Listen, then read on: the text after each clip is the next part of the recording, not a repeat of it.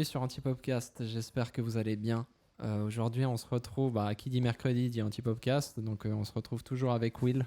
J'aime bien ta petite variation là dans le... Petite variation, moi je me suis dit, en douceur. Après tous ces épisodes, au bout d'un moment il faut faire un peu de changement parce que... Et en plus, on est autour des 20 épisodes sur cette nouvelle saison, il me semble. Ouais, alors je sais pas quand est-ce qu'il va sortir. Est-ce que c'est le 20e? Je sais pas. Peut-être, vous verrez bien. Vous verrez bien. En tout cas, on espère que vous allez bien. Merci en tout cas pour tous vos retours. Comme d'habitude, ça nous porte, ça fait plaisir. Mm-hmm. Comment tu vas, Will? Écoute, ça va bien. Ouais, ça va bien. Ouais. Les amis, on a fait un épisode il y a quelques semaines où on parlait donc du workflow, Mm-hmm. où on a abordé plusieurs sujets par rapport au workflow. Et puis, en fait, on a un peu survolé parce que c'est quand même, comme on l'a dit, un sujet assez dense quand même. Oui. Et puis après, ensuite, on a fait un petit sondage. Un petit sondage, merci. Un sondage sur les réseaux pour savoir si parler du pricing, etc., ça pourrait être quelque chose qui vous intéresse. Mm-hmm. Et ça a été le cas. Du coup, vous avez été nombreux à répondre que vous vouliez en savoir plus. Mm-hmm. Donc, c'est du pricing qu'on va parler aujourd'hui. Mm-hmm. Alors, petit disclaimer, je ne sais pas si on peut dire comme ça, mais petite, voilà.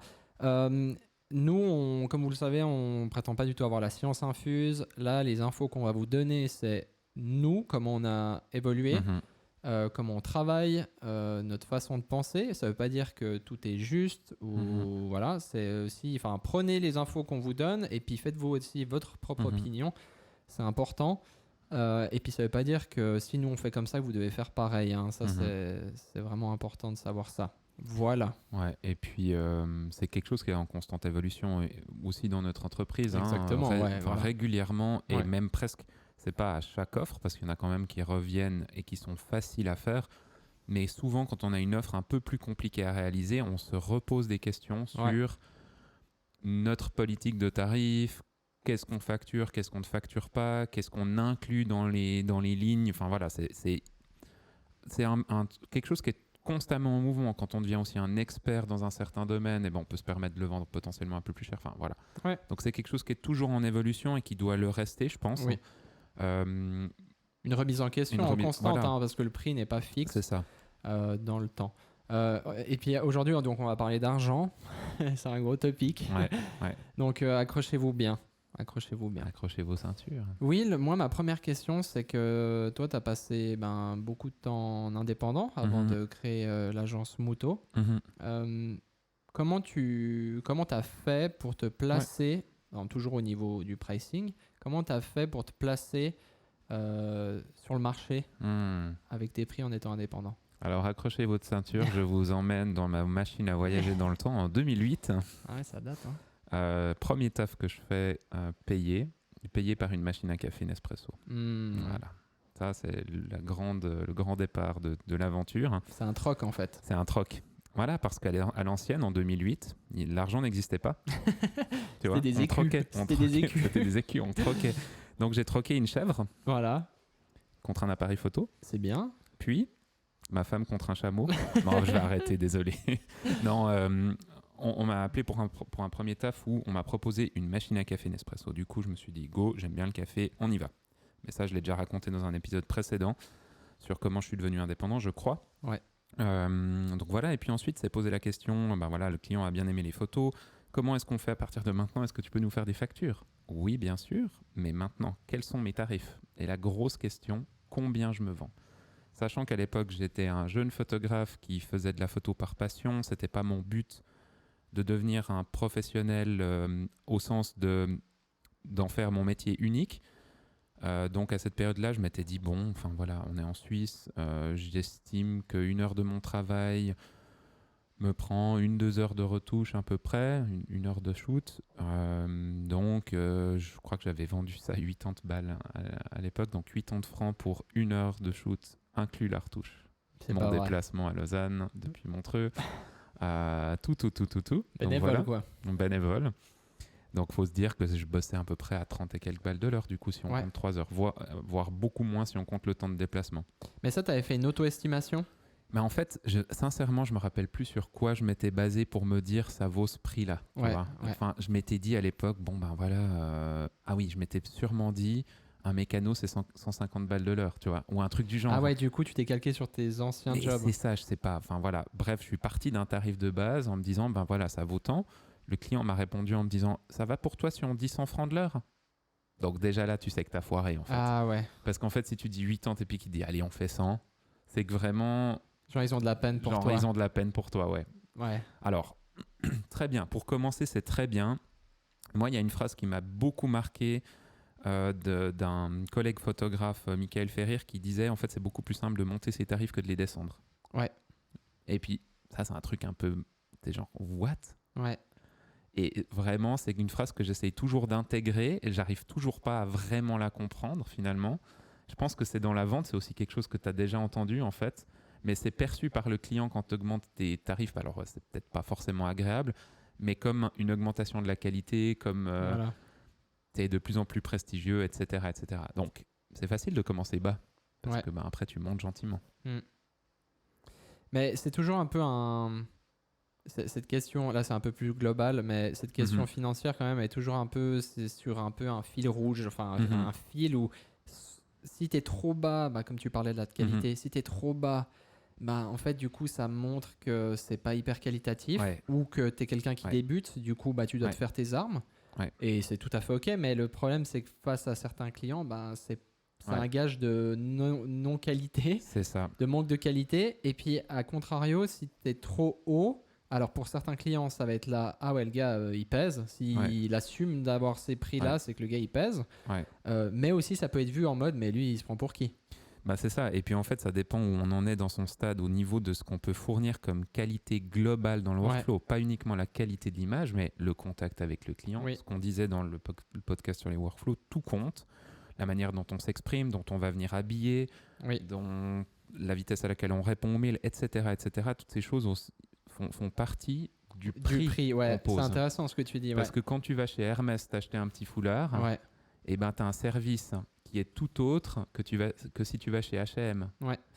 Mais en fait, là, tu abordes un très bon point. C'est justement, c'est quand on arrive dans ce domaine-là, quand on se demande, OK, combien je vaux, combien je vais faire payer aux gens pour m'avoir, y a tous ces points qui rentrent en jeu. C'est pas juste... Enfin, déjà, vous payez bien sûr le fait que les clients payent le fait qu'il y a un photographe, un vidéaste, un graphiste, peu importe votre domaine. Quelqu'un qui est là pour fournir un service. Pour fournir un service, donc il vous paye pour ça. Mais c'est pas juste il vous paye pour ça. Il faut pas vous dire il va payer juste pour que je vienne. Il paye parce que vous avez de l'expérience, il paye parce que vous avez, comme tu disais... un service finalement après-vente qui est super bien. Et quand je parle de service après-vente, c'est la réponse des mails. C'est donc en combien de jours tu vas rendre ton matériel, en combien de retours il a le droit, est-ce que c'est inclus, est-ce que c'est pas inclus. Et tous ces éléments-là, ils rentrent dans ce prix final en fait que tu mets. Ce qui n'est pas facile, c'est que tu dois pouvoir aussi t'évaluer. C'est-à-dire te dire, si tu es au début de ton activité et que tu as fait juste quelques travaux gratuits, enfin gratuits ou pas, on s'en fiche, mais quelques travaux qui t'ont mis un peu le pied à l'étrier, tu es au début, il ne faut pas non plus viser trop parce que tu risques aussi de décevoir ton client en disant, le client il va voir ton tarif en se disant, waouh, c'est un truc de dingue. Et puis derrière, tu fournis une prestation qui n'est pas à la hauteur, tu risques de te griller vis-à-vis de ton client, il va se dire, ok, le gars il s'est survendu, c'est un peu limite, tu vois. Faut assurer derrière. C'est ça. Il faut avoir les épaules de se dire, ok, en fait, il faut que vous vous sentiez bien.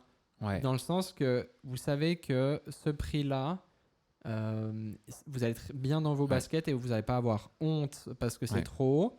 Vous pouvez vraiment l'assumer. Vous pouvez vraiment aussi le défendre. Ça, c'est important de défendre son prix parce que peut-être on le verra un peu plus tard. Quand on défend aussi une offre, un appel d'offres avec des gros mandats, avec des plus gros chiffres, etc., on doit pouvoir défendre son prix et dire, ok, en fait, ça coûte tant parce que Parce que les gens, ils vont vous demander, ils vont dire, c'est quoi la ligne 7.1 il y a 7000 balles, c'est quoi les gars ça? Puis en fait, si toi, tu peux le décliner et lui expliquer tout, en fait, t'es bien. Moi, il y a un point que j'aime, c'est un peu une clé que j'aimerais vous donner aujourd'hui.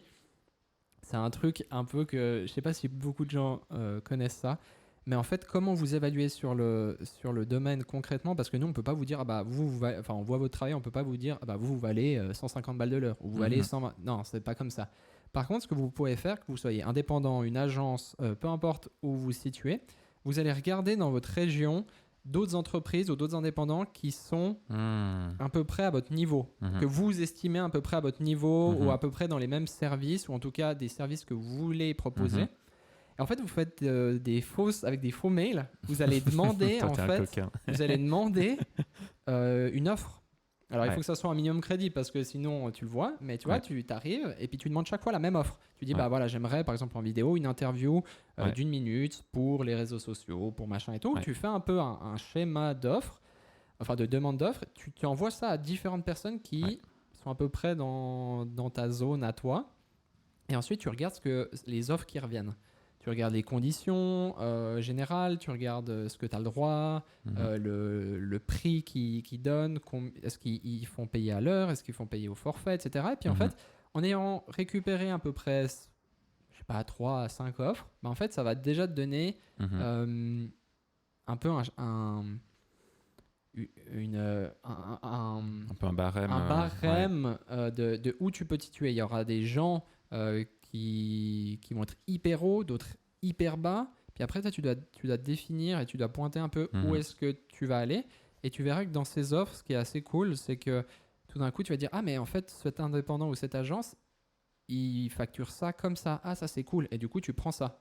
Puis après, tu vas vers un autre. Puis tu dis « Ah, mais lui, il fait ça. Par contre, j'aime moins ça. Mais ça, je vais prendre. » Et tu prends. Et en fait, après, tu te constitues un peu une grille de prix et aussi de prix et puis de prestations, d'avantages aussi pour ton client à toi. Et puis en fait, à partir de ça, je pense que tu peux déjà faire une bonne grille de prix. Je sais pas ce que tu en penses, Will. C'est vrai que c'est un peu... Nous, en fait, on l'a vécu en tant qu'entreprise. On n'a pas décidé de le faire, ça. Moi, je l'avais jamais fait avant. On a mandaté quelqu'un pour faire un audit de notre entreprise il y a 2 ans. Sur la manière dont on travaillait, nos heures de travail, nos facturations, etc., etc. On avait besoin d'avoir un retour d'un professionnel externe à notre boîte pour qu'il puisse un peu nous dire « Ok, ça roule, là on voit qu'il y a des petites lacunes, etc. » Puis lui, en fait, il a fait ça. Alors, on était un peu surpris quand il l'a fait, parce que du coup, on le savait pas. C'est quand même une méthode un peu pirate. Mais c'est intéressant. Mais c'est hyper intéressant. Et en fait, nous, ça nous a beaucoup aidé à nous rassurer parce qu'en fait, dans notre méthode de facturation, on n'était pas si faux. Mais on se posait la question. On se dit, mais est-ce que les autres agences de notre niveau, ou plus bas ou plus haut, facturent plus, moins, enfin voilà. Et puis au niveau du marché, on avait besoin de savoir où on se situait. Il se trouve qu'on était assez bien situé. Et puis on ne le savait pas. Donc en fait, ça nous a rassurés dans notre truc. Mais ça aurait pu faire l'effet de « Oh, on est beaucoup trop cher, voilà pourquoi on loupe des trucs » ou « Oh, on est beaucoup trop bas dans le pricing ». Oui. Et puis, il y a aussi le truc, comme on disait au début, c'est que l'argent, je pense un peu dans tous les pays francophones, c'est un peu un sujet tabou. Et du coup, vous pouvez même... vous pouvez pas trop aller vers les gens et puis leur dire « Ok, toi, tu factures combien ?»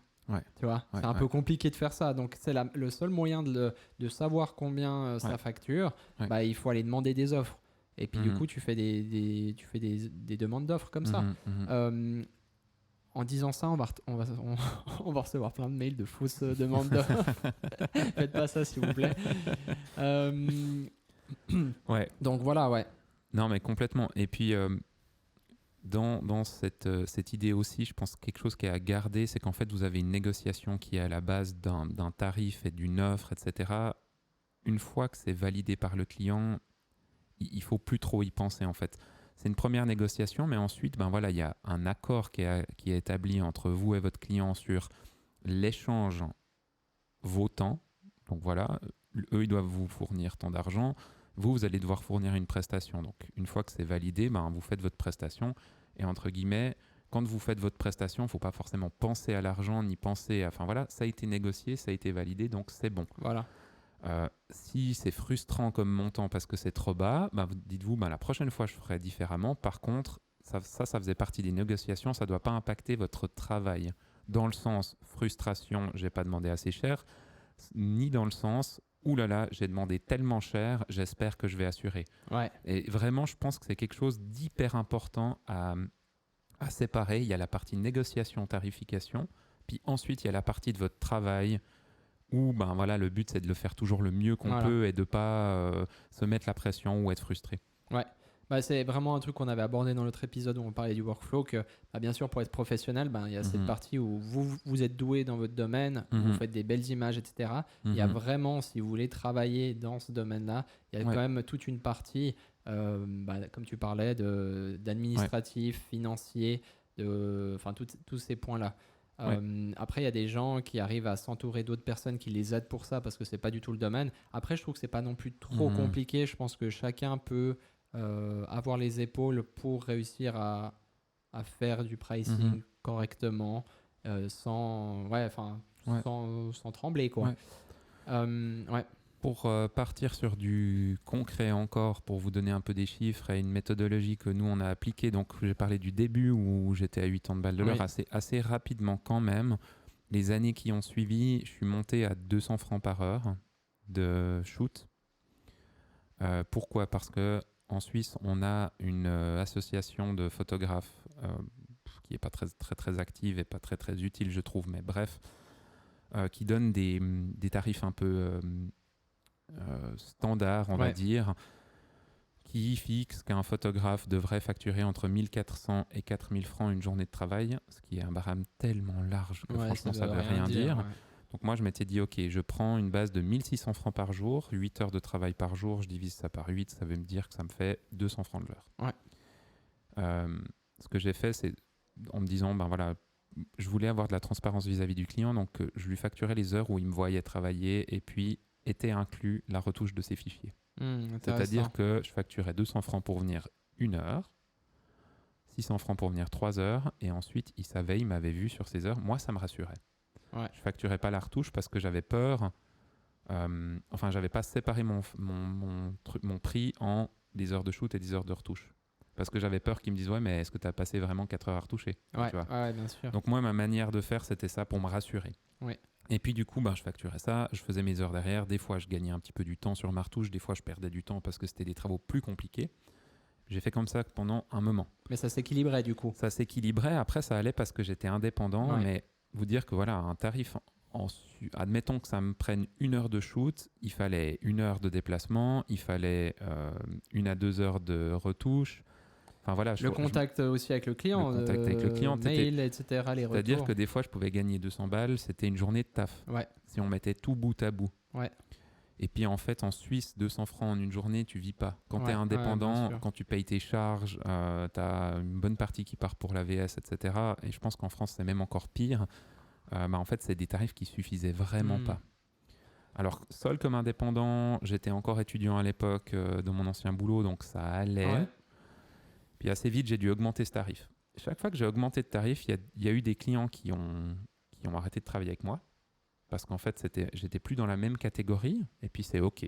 C'est pas un problème, en fait. Il en faut pour tout le monde, en fait. Il en faut pour tout le monde. Et ces clients que j'avais quand je facturais peu et que j'ai perdu, ils ont sûrement retrouvé des jeunes photographes qui débutaient, qui ont permis à des jeunes photographes d'avoir du travail. Et en fait, c'est génial. Il ne faut pas avoir peur de « je vais perdre mes clients quand je change de… » Alors bien sûr, si vous faites x4 vos prix d'un coup puis que vous perdez tous vos clients, c'est peut-être pas la chose la plus intelligente à faire. En fait, ça c'est aussi un autre topic, mais qui concerne aussi le pricing un peu de loin. C'est quand vous allez vous situer dans le barème de vos collègues, c'est que en fait, il faut bien vous placer. Ça veut dire que si vous commencez, il va pas falloir facturer comme quelqu'un que ça fait 10 ans qui est dans le domaine. Surtout pas. Et si ça fait 10 ans que vous êtes dans le domaine, vous n'allez pas vous sous-facturer.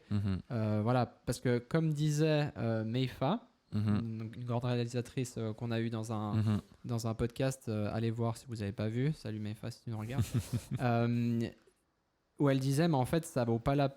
Je me suis un peu mot pour mot ce qu'elle disait, mais en gros, elle parlait du fait que il faut aussi du travail pour les plus petits et du coup, tu vas pas commencer à les sous-facturer pour prendre du travail qui finalement, ça aurait été un jeune avec son DSLR qu'il aurait fait, etc. Donc, il y a vraiment ce truc il y a de la place pour tout le monde. Il y a des mecs qui commencent, donc il faut leur laisser ces petits tafs à 50 balles la journée, et c'est trop bien. Et puis voilà. Et puis, et puis les grosses entreprises ou les indépendants qui sont dans le milieu depuis des années, ils sont dans une autre sphère. C'est pas dire qu'ils sont moins bien, mieux, pas assez bien, c'est juste qu'ils ont plus d'expérience et du coup ils facturent plus, etc.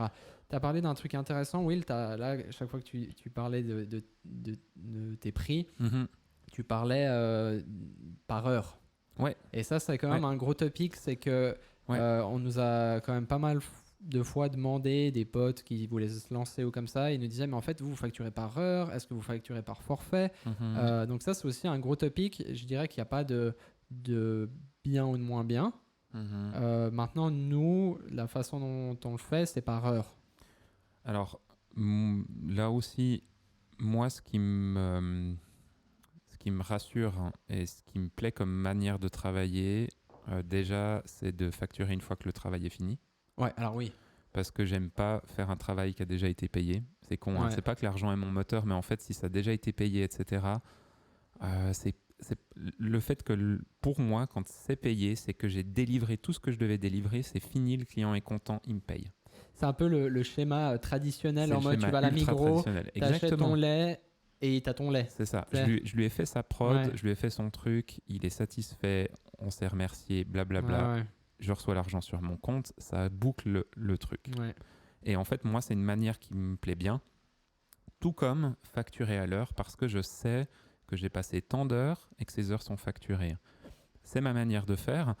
Ça a ses avantages et ses inconvénients. Le gros avantage, c'est que quand je fais une offre en disant le client m'a dit que ça allait prendre une demi-journée, je me dis ok, je lui fais confiance, je mets une demi-journée dans l'offre. Et en fait, si tout d'un coup la demi-journée il me dit mais tu peux pas rester 2 heures de plus ou machin parce que blabla, soit on a du retard, soit après c'est un peu à mon bon vouloir. S'il a du retard et puis que je suis un peu sympa, je vais dire je comprends, je suis désolé, t'inquiète pas. Cette fois-ci, je te compte pas les heures supplémentaires parce que ça a été décalé. On y va comme ça. Ça, c'est à l'appréciation personnelle. Ou alors, c'est une partie des négociations un peu aussi. C'est ça. Ou alors, il me dit, écoute, tu peux rester 2 heures de plus parce que machin. Je dis, oui. Par contre, ça va changer le tarif. Et en fait, là, j'ai une assise complète parce qu'il m'a donné un nombre d'heures à faire. Je lui ai fait une offre en fonction de ça. Il respecte entre guillemets plus le contrat parce que ça change. Et en fait, le contrat change aussi. L'offre va changer. Et puis à ce moment-là, ou alors il me dit tout d'un coup, purée, en fait j'avais pas pensé, mais en fait il faut m'envoyer les photos cet après-midi directement. Là on n'est plus dans le même tarif, on est dans un tarif de traitement des photos express, je dois changer mon planning, etc. Dès qu'il y a une modification, voilà. Le projet passe avant les autres, etc. Puis il y a deux choses par rapport à cette facturation de l'heure comme nous, avec laquelle on travaille. C'est que tu as l'aspect, bien sûr, comme tu viens d'expliquer, sur la prod. Et puis tu as aussi la post-prod. Et ça, c'est vraiment bien en post-prod de facturer à l'heure parce que, comme on l'a discuté plein de fois en off aussi, c'est que typiquement en vidéo, une personne qui vient vers toi et dit j'aimerais une interview d'1 minute ou j'aimerais une vidéo de présentation d'une entreprise ou un truc, enfin peu importe, une marque, une pub de 1 minute, mais en fait ça n'a rien à voir. En fait, les gens des fois ils viennent et puis ils disent mais attends, pourquoi tu factures pas la même chose, une interview d'1 minute et puis une pub commerciale d'1 minute, parce qu'en fait la complexité des vidéos elle est pas du tout identique. Une interview c'est assez facile pour nous dans le sens que c'est des choses qu'on fait tout le temps, c'est quelque chose avec lesquelles on est vraiment rodé. Et puis par contre il n'y a pas besoin d'une grande recherche artistique pour de la post-prod en interview, quoi. Je veux dire, c'est du multicam, c'est des trucs assez basiques.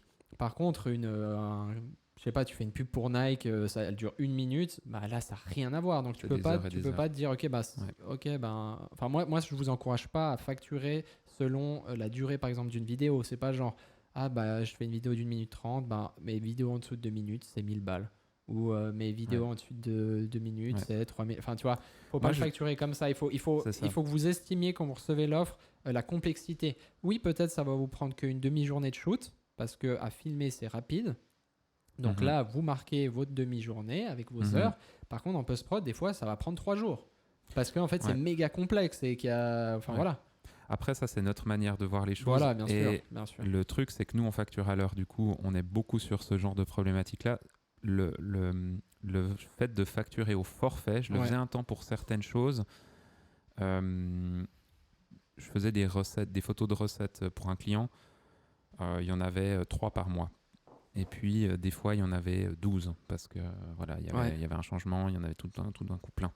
Quand j'en facturais 3, le fait que je me déplace pour aller faire ces photos, que je monte un mini studio, que je shoote ces recettes et que je les retouche, c'était un forfait qui m'allait bien, qui payait les heures, qui était bien. Quand il y en avait 12, c'était jackpot. Parce qu'en fait, je passais un petit peu plus de temps à shooter. Le temps d'installation, de déplacement était le même.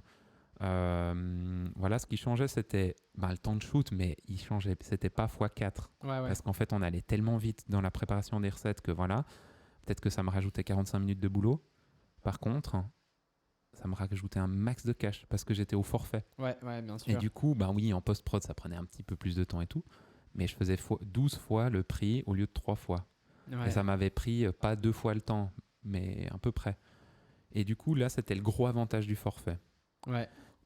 Typiquement, tu mets un forfait pour 1 minute 30 de vidéo. Quand tu as une interview, c'est jackpot parce que tu as facturé, j'en sais rien, ton forfait. Puis par contre, la fois où tu as une complexité parce que c'est de la pub ou j'en sais rien quoi, tu te fais un peu moins de marge. En fait, tu te fais baiser vraiment totalement parce que j'ai l'impression que la balance, elle est tellement déséquilibrée. Mais si tu gères bien ton forfait, parce qu'il y en a quand même pas mal. Hein, c'est clair. Si tu gères bien ton forfait, moi, je ne suis pas à l'aise avec ce format-là parce que j'arrive pas à le défendre. Ouais, et puis moi j'ai l'impression que ça ouvre trop la porte à plein d'imprévus. Tu vois, comme tu disais avant, tout d'un coup tu dis le forfait c'est tant, le gars il le valide, puis en fait derrière tu as 1000 retours et tout. Alors bien sûr que je pense que derrière, même si tu as fait un forfait, tu peux quand même arriver et puis dire écoutez là ça sort quand même du forfait, etc. Mais c'est délicat. C'est délicat. C'est délicat. Puis tu dis tu as 2 retours à ton client en vidéo et puis qu'en fait il te fait modifier 2 fois la vidéo complètement. Il a fait ses 2 retours. Il a fait ses 2 retours. Contractuellement, en fait, il t'a fait. Où est-ce que s'arrête ton. C'est ça. Tu vois c'est hyper. Ouais, c'est assez. Tandis qu'en heure de travail, s'il dit bon, je veux des sous-titres finalement, tu dis ok, ça prend tant d'heures. Puis vous pouvez me faire un truc machin. Pas de souci, c'est temps. Un truc hyper important. Nous, on voit qu'on a toujours le problème à ce moment-là et on fait encore des fois l'erreur, tous dans la boîte, c'est quand on fait un travail avant de refaire une offre au client. C'est-à-dire, on a fait une offre pour 2000 balles. On fait le travail, à la fin, il nous redemande un truc en plus. On sait que ça dépasse et on se dit, lui aussi, il le sait. Sauf qu'en fait, on lui a pas refait une offre en disant, ce que tu me demandes, ça fait 5 heures de plus. Donc, ça va rajouter 500 balles, je dis n'importe quoi. Puis en fait, tu lui envoies ta facture avec 2500 au lieu de 2000. Puis il est là, mais attends, on avait dit 2000. Oui, mais tu m'as dit qu'il fallait faire ça en plus. Ok. Oui, en fait, t'as raison, mais... Il a raison. On a raison parce qu'il nous a demandé quelque chose en plus. Gros problème, c'est qu'on n'a pas annoncé la couleur avant. Et puis ça, on a vu à chaque fois qu'on le fait. Moi, je l'ai fait, toi, tu l'as... Enfin, on l'a tous fait. Chaque fois qu'on fait ça, on a des problèmes derrière. On doit justifier. Puis en fait, il y a un malaise qui se crée. Franchement, c'est chiant parce que il faut pas se mettre ce genre de malaise. Nous, quand on a une demande, on essaye. Des fois, on se foire. Mais ça arrive et ça arrivera encore. Mais juste annoncer la couleur avant, une fois que c'est posé à plat, que le client il sait. En fait, il y a vraiment une transparence à avoir avec votre client et beaucoup sur le pricing, justement, sur tout ce qui est prix et tout. Il faut vraiment être transparent parce que, comme on disait au début et plusieurs fois, l'argent c'est tabou un peu. Et du coup, les gens n'aiment pas trop parler d'argent. Donc, c'est important d'être méga clair, d'être méga précis pour pas avoir de zone un peu d'ombre et dégueulasse et puis après t'es pas bien avec le client. Puis le pire, c'est qu'il te le dira sûrement pas. Mais il reviendra pas. Nous, on a récupéré des clients où on a sûrement perdu des clients pour la même raison, ou des clients qui sont venus vers nous en disant il nous avait fait un budget à 2000, on a fini à 5000 puis il nous a pas prévenu. Et le budget, alors si c'est une boîte qui a un max de cash, il peut encaisser le truc. Mais si c'est une institution qui doit défendre la plupart de ses dépenses vraiment de manière, ils ont un budget hyper serré, etc., en fait, ça les fout dans la caque. L'employé qui a fait une commande comme ça et puis qui tout d'un coup, le prix c'est fois 2,5, il va pas revenir vers toi. Hein. Vaut mieux trop communiquer que pas assez. Comme dans vos relations dans la vie de tous les jours. Non, vaut mieux trop dire, enfin pas trop dire les choses, mais il vaut mieux être transparent à 100% sur vos tarifs et tout ça. et être clair. Ouais. Et comme ça, il n'y a pas de faux semblants. Y a rien. En fait, c'est cool. Puis des fois, ça peut aussi t'aider parce qu'un client, quand il y a beaucoup de retours vidéo, moi je remarque en photo, on a quand même beaucoup moins le cas parce que c'est un autre domaine et heureusement, on n'a pas ça. Mais en vidéo, alors déjà, ce que je te disais souvent au début, c'est quand il y avait des retours et des retours et des retours, je te disais, mais François, trop bien, en fait, on facture tout ça. Ouais. Mais ça, c'est pas facile déjà à accepter. Hein. Ouais. Puis ensuite, c'est aussi une méthode, des fois, quand les gens ils font trop de retours, leur dire, mais regardez, on en est déjà à temps. Et là, ce que vous me demandez, ça va me rajouter 8 heures de boulot. Est-ce que vraiment on y va ? Ça va vous coûter tant. À la base, le projet était de 2000, là, on est déjà à 6. Hein. Oui. Et c'est arrivé, hein. Franchement, il y a eu des budgets. Oui. En vidéo, ça arrive régulièrement quand même. Ça démarre à 2000, le projet. Il finit à 6-7. Voilà, soit parce que c'est un manque d'organisation du client, mais au moins vous êtes couvert parce que chaque fois, vous avez communiqué le fait que, là, on est arrivé au bout du budget et du coup, vous êtes couvert. Ou soit aussi, c'est parce que des fois, ils veulent juste augmenter des trucs et que c'est pas un manque d'organisation, c'est juste qu'ils avaient à la base une idée un projet. Et puis elle a évolué, et puis ça, voilà. Donc tant mieux. Ouais. Mais ça, vous pouvez le faire au final si c'est pas à l'heure.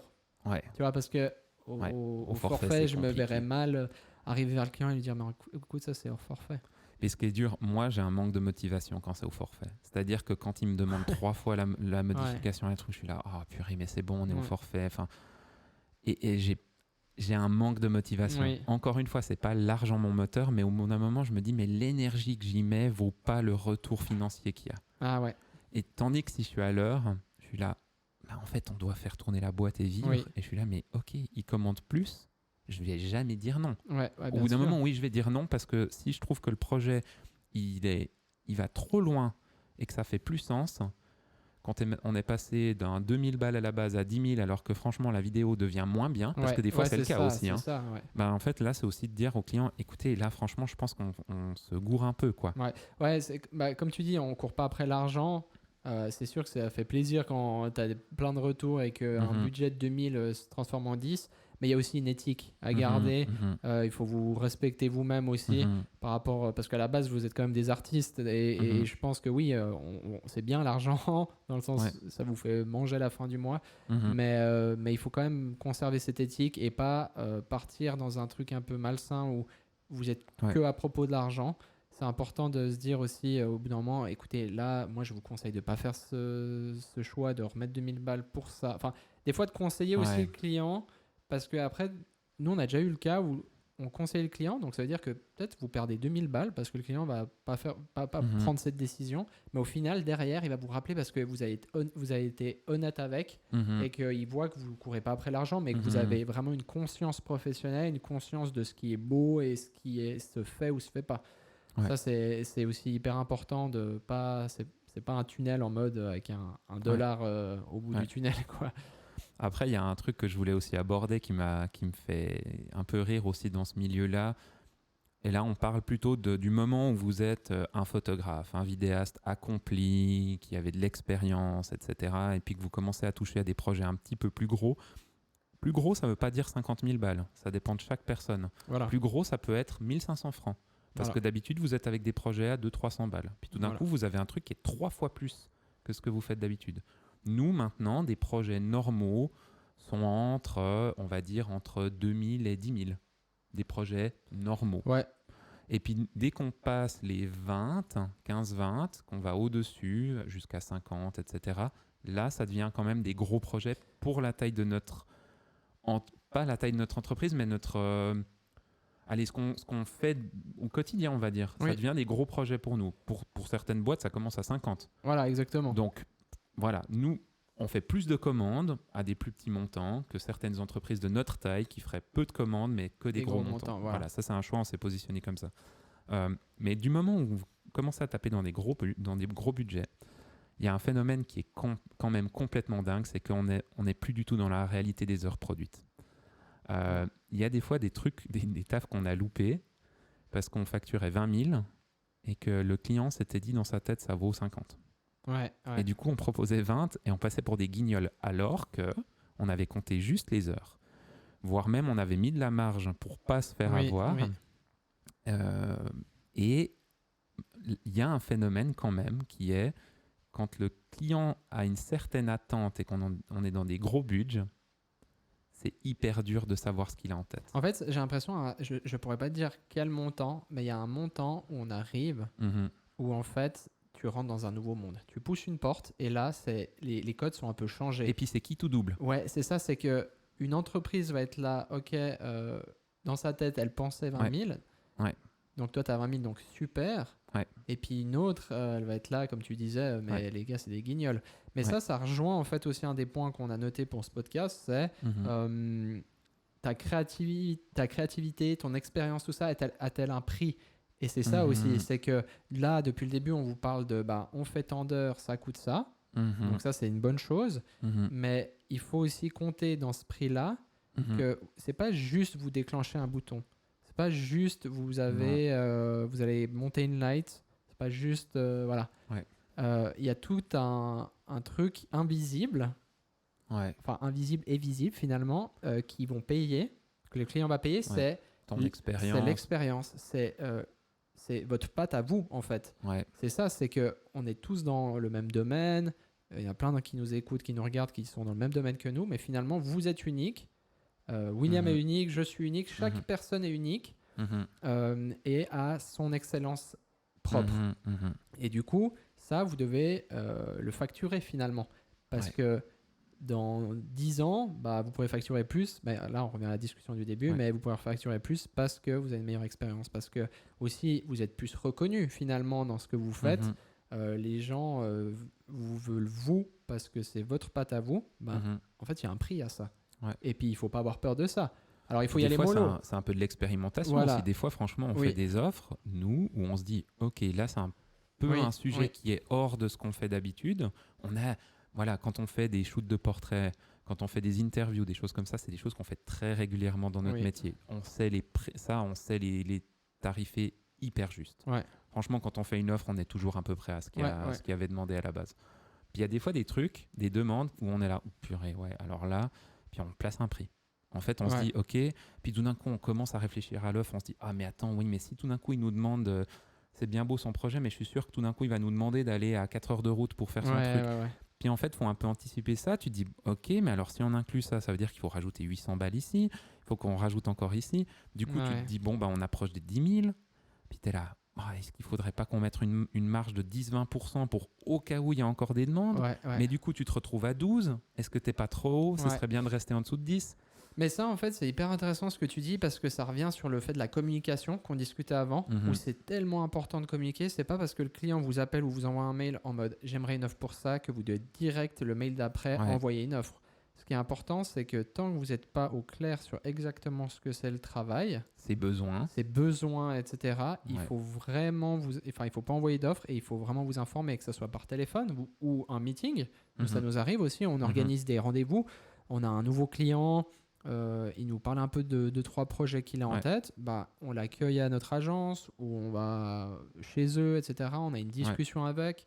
OK, qu'est-ce que vous avez besoin? OK, mais nous, qu'est-ce qu'on peut aussi vous proposer? C'est là aussi où vous pouvez gagner de l'argent. C'est que peut-être le client venait juste pour de la photo et puis vous dites, mais en fait, nous, en écoutant vos besoins, j'entends que vous avez aussi des besoins dans la vidéo. Donc, nous, on peut aussi vous servir, vous donner, vous livrer ce service.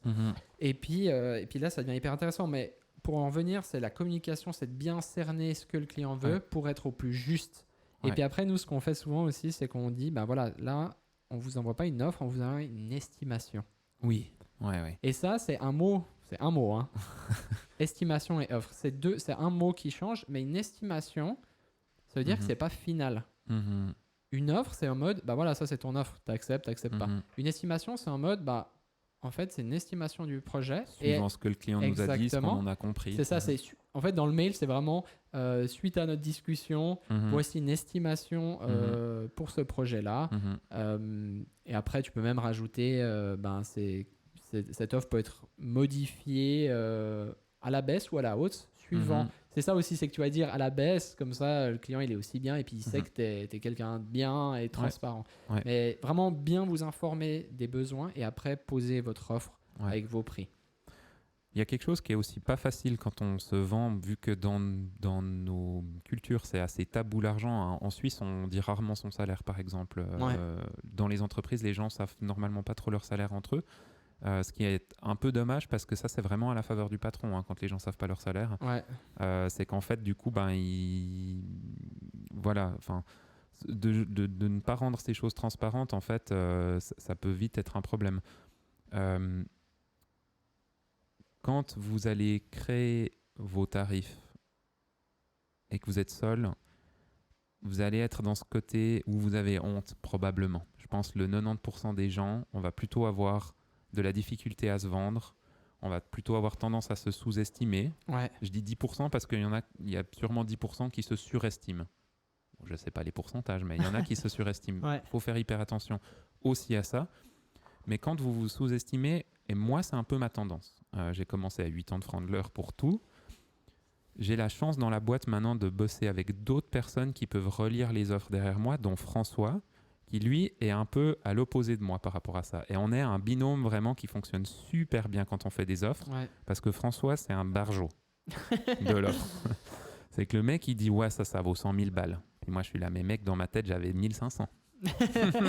Ça y est. Parce que je suis quelqu'un de raisonnable, et lui, c'est un fou irraisonnable. Non, mais en fait, ce qui est génial, c'est qu'il y a un binôme possible avec François dans c'est pas des extrêmes non plus, on se rejoint de plus en plus, mais moi, je vais avoir tendance à sous-estimer et lui, je dirais à surestimer ou à survendre.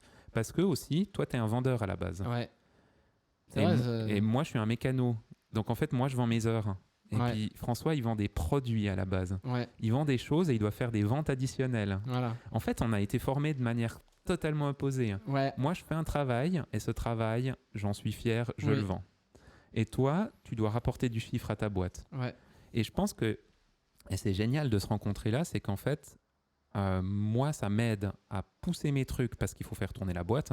Et que souvent, j'avais plutôt tendance à perdre du temps et à ne pas tout facturer. Souvent, je ferais les déplacements, les kilomètres, l'essence, même des fois des heures de retouche parce que j'avais pris un peu plus de temps, parce que je voulais faire mieux. Enfin, puis toi, tu as plutôt tendance à dire, bon, ça me prend 5 heures, mais je vais en mettre 10.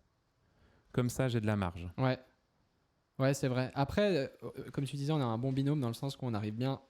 Toi, tu me retiens un peu. Moi, je te tire un peu. Du coup, au final, la jointure, c'est que c'est bien, quoi. Ouais. Mais après, moi, je suis plus dans un truc où, en fait, comme on facture à l'heure, moi, je vais aussi, par exemple, compter. Je sais que, bien sûr, il y aura peut-être, j'estime, à 5 heures de montage. Mais en fait, moi, je me dis, OK, il y a 5 heures de montage.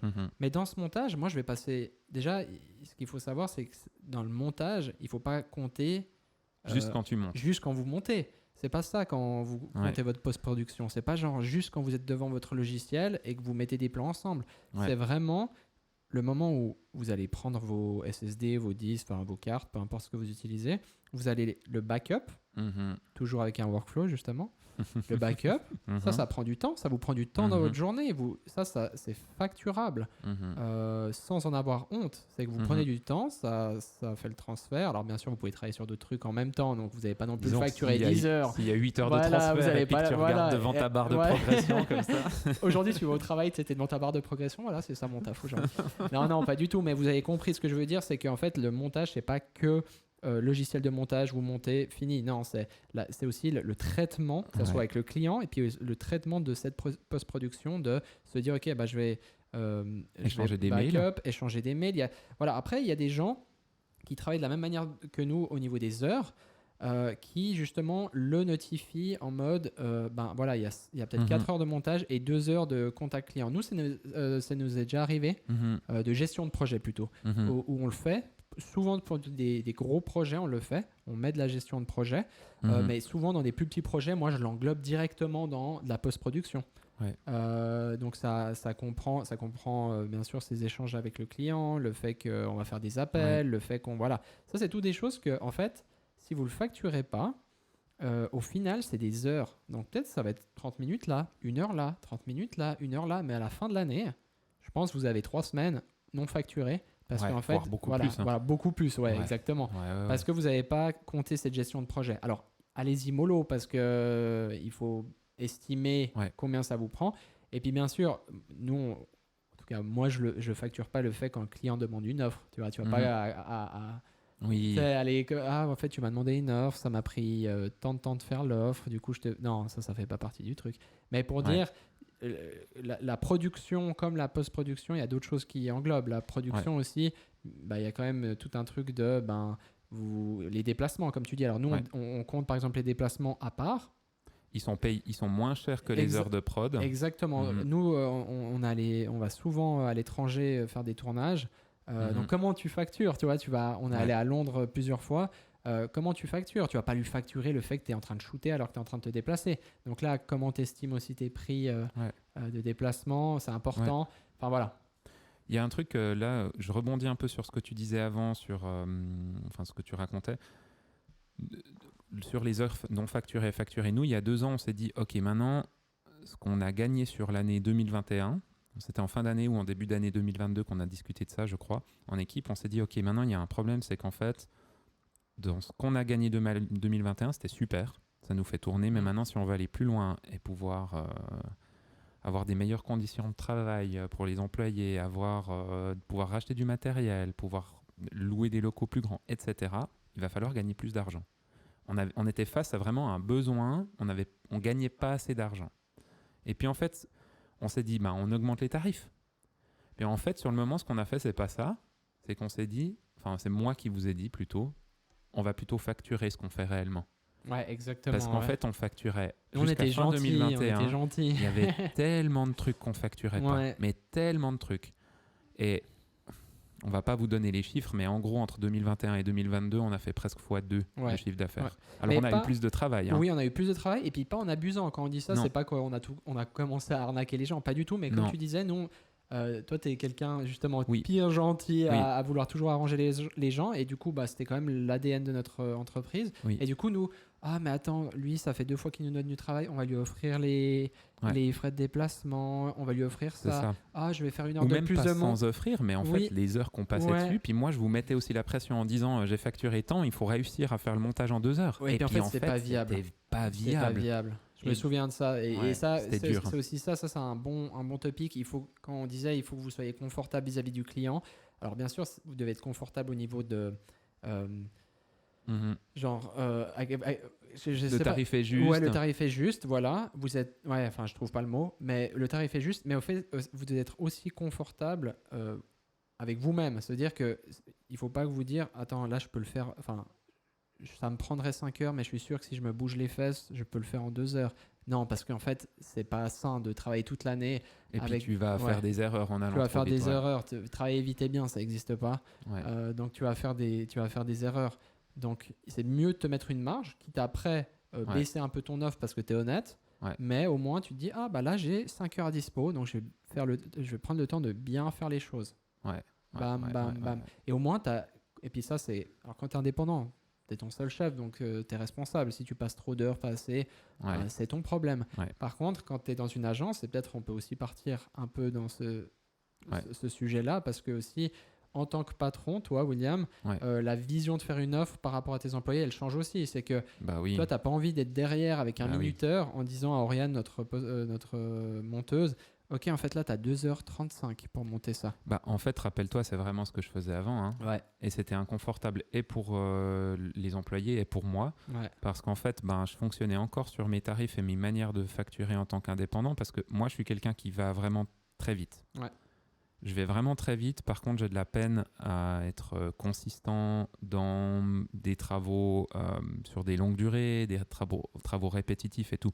Moi, je suis vraiment un moteur. Donc en fait, je suis quelqu'un qui lance des projets, je suis quelqu'un qui va vite, je suis quelqu'un qui a des idées. Enfin voilà. Par contre, d'appliquer derrière, etc., je suis pas le meilleur, vraiment. Et c'est pas là qu'est ma force. Du coup, moi, j'étais toujours dans mon idée, non mais go, ça se fait en 1 heure, ça se fait en 20 minutes. Oui, en mode moi qui charque comme un débile, mais qui peaufine pas bien les trucs. Donc, qu'est-ce qu'on veut pour la boîte? Est-ce qu'on veut augmenter le niveau? Et puis les employés qui sont là, c'est pas tous des gens qui sont dans cette vision d'aller hyper vite. Oui. Et puis, il ne faut pas oublier qu'on est dans un domaine créatif. C'est hyper important. C'est-à-dire que, je veux dire, moi, j'ai travaillé au Starbucks comme barista. Tu travailles vite, mais au final, mec, tu fais un latte macchiato. Tu vois, donc, voilà. Là, tu dois, sur chaque projet, chaque montage, par exemple, en vidéo, tu dois te dire, OK, je dois apporter quelque chose de plus. C'est pas juste, je vais mettre un plan derrière l'autre. C'est ça. Tu dois à chaque fois venir avec une créativité en plus. Donc, si toute la journée, tu es sous sous stress, sous pression, en fait, tu vas jamais réussir à te libérer créativement parlant, tu vois. Tu dois être là, ok, là j'ai le temps, ok, comment je vais faire? Tu dois réfléchir. Il y a une phase de réflexion et tout ça, tu vois, qui doit avoir lieu. Tu vois, donc tu dois, ok, qu'est-ce que je ressens là? Ok, il faut que je fasse ça. Enfin, vous connaissez ceux qui nous écoutent et qui nous regardent, vous savez très bien de quoi je parle. Mais il y a une réflexion. Et si tu es constamment toute la journée, par exemple, Lauriane, elle est monteuse, elle monte toute la journée, toute la semaine, toute la journée. Si elle est constamment sous pression, mais tu fais un burn-out en fait. T'es là, et puis déjà, et puis aussi, enfin surtout, tu perds ton goût à faire ça. Parce qu'à la base, on fait tout ce travail parce qu'on kiffe. Donc il ne faut pas aussi perdre ce côté-là. Non, hyper bien. Mais du moment où vous allez facturer réellement ce que vous faites, si vous décidez de partir sur un truc en facturation d'heures et du travail que vous produisez, alors d'une part déjà, il faut se respecter, faire les heures effectivement qu'on fait, les facturer. Au bout d'un moment, vous allez probablement même faire les travaux plus vite que ce que vous les vendez, parce qu'en fait, vous allez gagner en expérience. Et peut-être qu'au lieu d'augmenter votre tarif, ou peut-être vous l'augmentez de 5-10% sur l'année, parce que c'est une nouvelle année, que le coût de la vie a augmenté, enfin voilà. Puis vous dites, bon, bah ok, au lieu d'augmenter mes tarifs cette année, en fait, je vais continuer à faire mes offres comme je les faisais avant, au même tarif. Par contre, moi, je sais que je suis 20% plus rapide qu'à l'époque. Ouais, exactement. Du coup, parce qu'en fait, c'est le cas quand tu deviens pro et quand tu t'améliores. Puis les outils s'améliorent. Je veux dire, nous, nos appareils photo, maintenant, la balance des blancs, elle est beaucoup plus fidèle à la réalité, dans ce qu'on en perçoit, qu'à l'époque. Donc, en fait, sur l'editing, on a gagné beaucoup de temps. On en parlait dans le workflow. Donc, le matériel qu'on utilise, qui est un matériel récent et qui permet d'avoir une stabilité beaucoup plus grande de l'image. Post-prod, on a photomécanique où on va plus vite. Enfin voilà, toutes ces choses-là, en fait, on est allé beaucoup plus vite. Et au lieu de baisser peut-être un bout des fois la facture du client, on garde les heures qui étaient prévues, on se rend un peu plus confortable dans notre post-prod, on est moins stress. Puis des fois, on finit une demi-heure avant ce qu'on a facturé, mais on facture quand même l'entier. Pourquoi ? Parce qu'en fait, on a amélioré la qualité pour le client, il paye toujours la même chose. Il n'a pas eu d'augmentation de prix par rapport à cette augmentation de qualité. C'est juste vous êtes amélioré. Nous, on s'est amélioré, on gagne en temps. Et tant mieux. On ne bâcle pas par contre, mais on gagne et puis ça nous permet de gagner plus par rapport à l'effort fourni. Oui, et puis il faut se dire que ça, c'est quand tout se passe bien. Et il y a des fois, tu te retrouves avec des merdes. Et puis c'est toi qui as merdé, alors tu... et du coup, tu vas passer 3 fois plus d'heures. Et puis du coup, ces heures que peut-être tu auras gagnées sur d'autres projets, tu vas les compenser. Exactement. Et puis voilà. On blablate. On blablate pas mal, mais je crois qu'on a fait un peu le tour.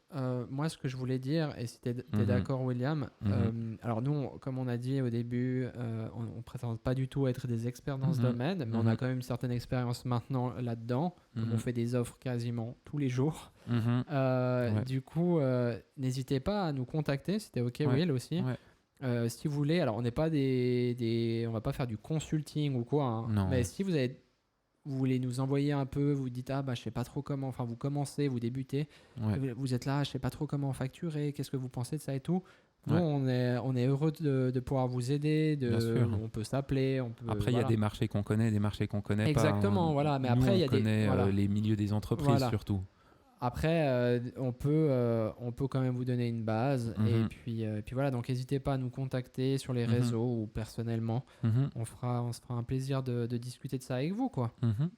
Donc voilà, je crois qu'on a fait le tour, Willow. On a fait un bout du tour. Je pense qu'on aurait pu encore continuer sincèrement un bon petit bout. Parce que moi, j'avais encore des petites choses en tête, mais on est bien là. On est déjà sur une bonne durée. Vous avez été courageux de rester jusque-là. Mais en même temps, je suis sûr que vous avez...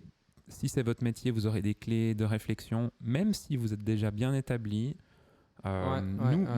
J'écoute aussi de mon côté des fois des sujets là-dessus parce que ça permet de rester en mouvement. Il faut rester en mouvement par rapport à ces manières de facturer. Voilà.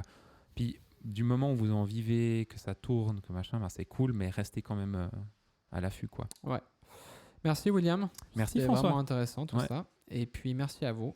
Vous êtes courageux d'être resté jusque-là. N'hésitez pas à nous mettre un commentaire ou nous écrire en privé si vous avez des questions. Vraiment, n'hésitez pas.